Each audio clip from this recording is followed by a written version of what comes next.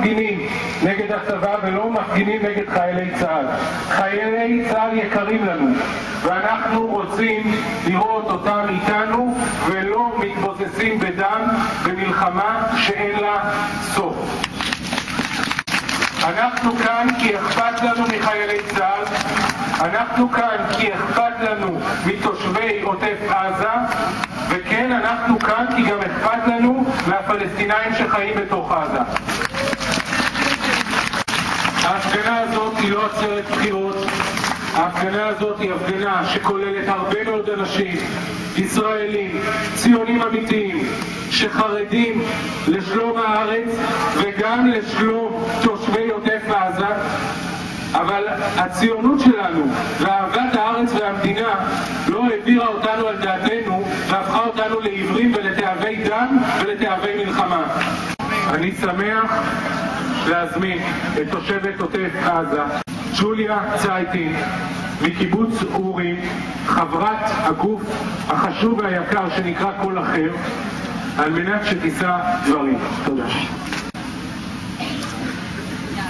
הנסיעה מביתי בקיבוץ אורים למכללת ספיר לוקחת 24 או 29 דקות.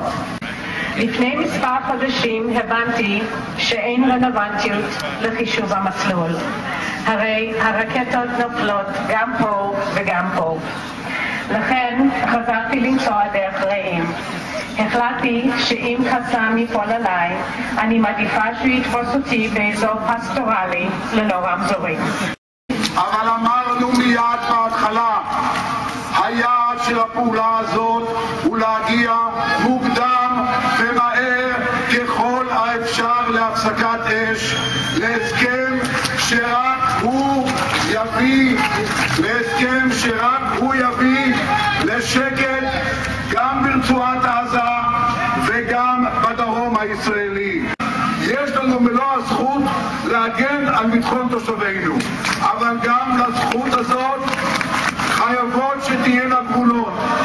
הדרך היחידה להפסיק את הסבל המתמשך של תושבי הדרום שאני חלק מהם, הדרך היחידה להפסיק את ההרס הנורא בעזה, את הפגיעה בחפים מפשע, זה להגיע עכשיו מהר להסכם שניתן להגיע אליו.